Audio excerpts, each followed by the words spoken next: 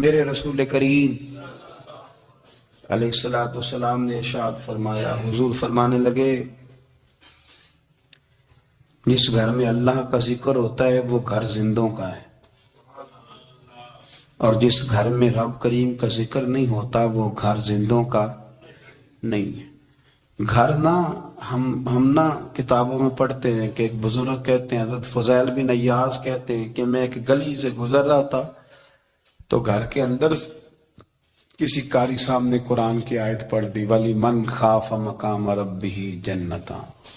میں میرے کانوں سے ٹکرائی تو اللہ نے میری کایا ہی پلٹ دی، میں توبہ کر گیا۔ اب گھر کے اندر سے آواز آئے تو صحیح نہ تلاوت کی، پر اندر سے آواز آتی نہیں، یا ڈیک بجنے کی آواز آتی ہے، یا ٹی وی چلنے کی آواز آتی ہے، یا دھوم مچانے کی آواز آتی ہے۔ عبادت کا وہ جو خاص شوق تھا، وہ جو حسن تھا، وہ جو توانائی تھی، وہ جو بات تھی۔ ایک جگہ پہ ہم بیٹھے تھے تو وہاں ایک صاحب آئے اور انہوں نے آتے ہی کہا کہ مہربانی کریں ذرا مجھے مصلی دے دیں، میرے نہ کچھ نفل رہ گئے۔ تو میں نے وضو کر لیا تو کوئی مصلی مل جائے، مصلی انہیں دے دیا گیا، وہ مصلی لے کے چلے گئے تو پیچھے ایک صاحب نے تبصرہ کیا، کہنے نے کتنا ریاکار بندہ ہے، لوگوں کو دکھا رہا ہے کہ میں نفل پڑھتا ہوں، ہے کو بات کرنے والی۔ میں نے اسے کہا، میں نے کہا تو مہربانی کرنا اس طرح کی ریاکاری تو بھی کر، پکڑ مصلی اور جا تو بھی تھوڑی ریاکاری کر کے آ، اٹھ ذرا شکر کر، کوئی یہ ریاکار بھی ملا ہے، کوئی نفل پڑھ کے ریاکاری کر رہا ہے۔ اللہ کا میں کہتا ہوں کو پڑھے تو صحیح نہ، یار یہ کوئی دور ہے نفل پڑھنے کا، اس میں تو لوگوں کا مزاج ہی نہیں، طبیعت ہی نہیں۔ میں نے کہا چل مہربانی کر، یہ لے مصلی اور تو بھی جا تھوڑی سی یا کر ریاکاری کرو تو صحیح نا، مزاج ہی نہیں، ذوق۔ جمعے کی نماز پڑھ کے یوں دنیا بھاگتی ہے، او ہو پتہ نہیں کون سی پیچھے آگ تھی جو بجھائی جائے گی، اور آج تک لوگ مسئلہ پوچھ رہے ہیں کہ جمعے کی بعد والی سنتیں کتنی ہوتی ہیں۔ میں نے کہا کتنے سال ہو گئے جمعہ پڑھتے، کتنے سال ہو گئے، ابھی تک سنتوں کا نہیں پتا، ابھی تک نہیں علم کے پہلے کتنی رکھتے ہیں اور بعد میں کتنی رکھتے ہیں۔ فجر کی سنتیں کب پڑھنی چاہیے، سنو فجر کی سنتوں کے بارے میں۔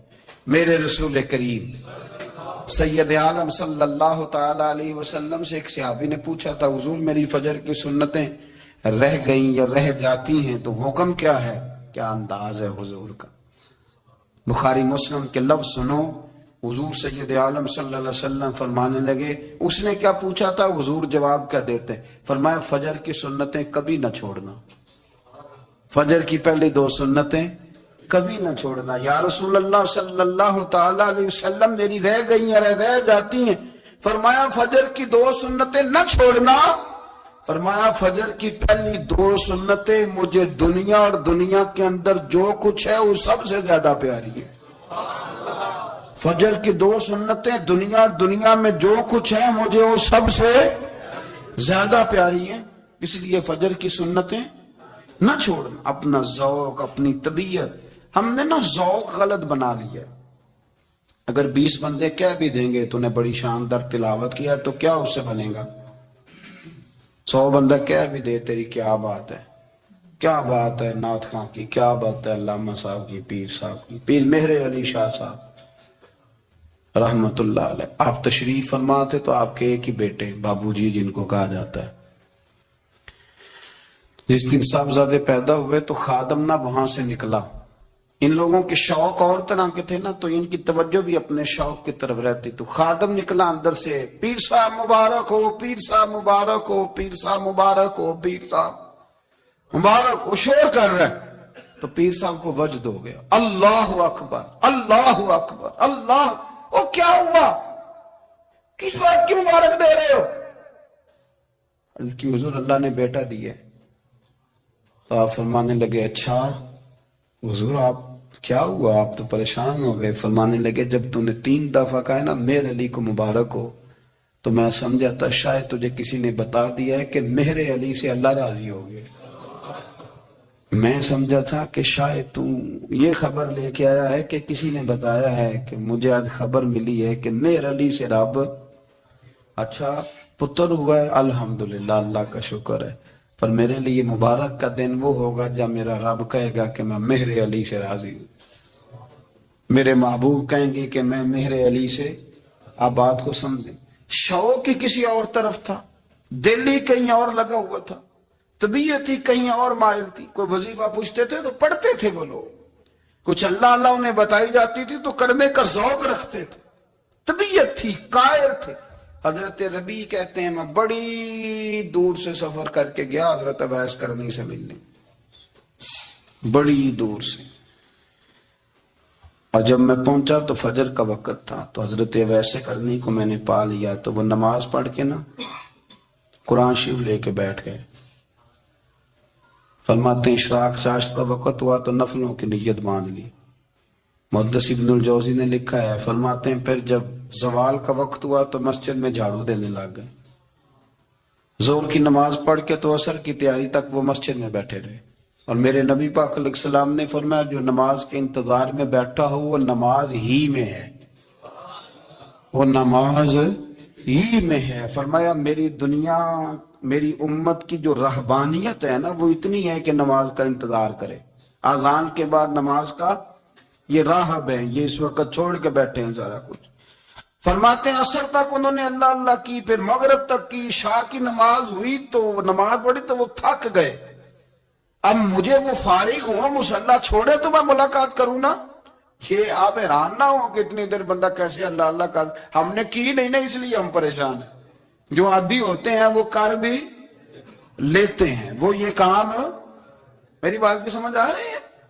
جب جاتے ہو کسی دفتر میں تو 8 گھنٹے کھڑے رہ لیتے ہو نا، مجبوری ہوتی ہے تو کھڑے رہا جا سکتا ہے. پاسپورٹ کے دفتر بولیے، امیگریشن کی لائنوں میں، اور میں نے تو امبیسیوں میں بندے 12 گھنٹے پہلے جا کے کھڑے دیکھے، رہ لیتے ہیں کھڑے. تو اگر ان کاموں کے لیے رہا جاتا ہے تو اللہ رسول کے لیے بھی کھڑے رہا جا سکتا ہے. تو فرمانے لگے کہ جب عشاء کی نماز کے بعد آخری انسان تھے، تھک گئے، نیند کا غلبہ ہوا تو تھوڑی ایسے آنکھ بند ہوئی تو کھلی تو رونے لگے. حضرت ویسے کر لی اور رو کے کہنے لگے مالک مجھے غافل تو نہ کر، ابھی میں نے کیا بھی کچھ نہیں، دن ختم ہو گیا، کوئی نفل نہیں، کوئی اللہ اللہ نہیں، اللہ مجھے غافل نہ کر، میری مدد فرما.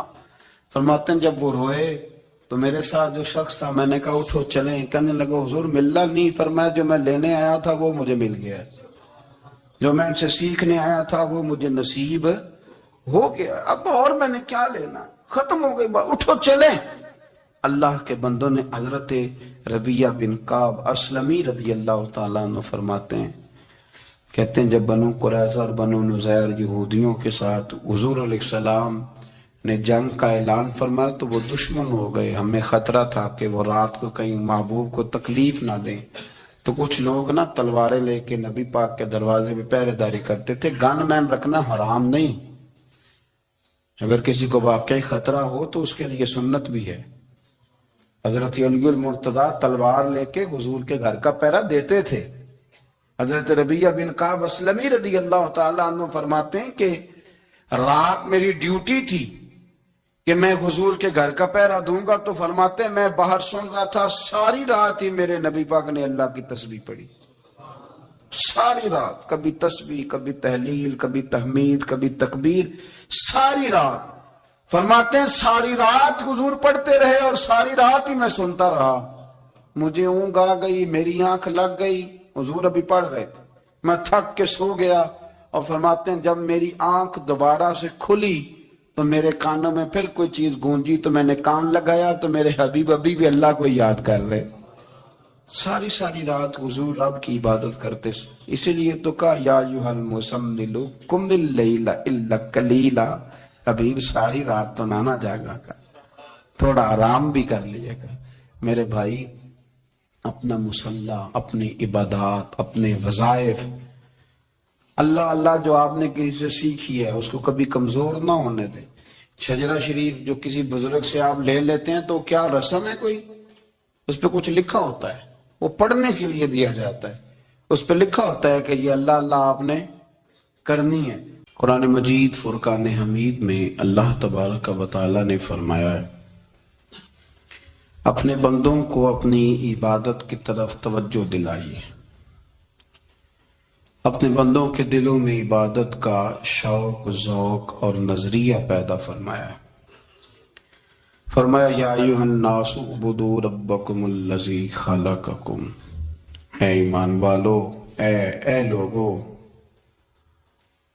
اپنے اس رب کی عبادت کرو جس نے تمہیں پیدا کیا ہے، والذین من قبلکم، اور ان لوگوں کو بھی پیدا کیا ہے جو تم سے پہلے تھے، تمہیں عبادت کا نفع یہ ملے گا لعلکم تتقون، کہ تم پرہیزگار ہو جاؤ گے۔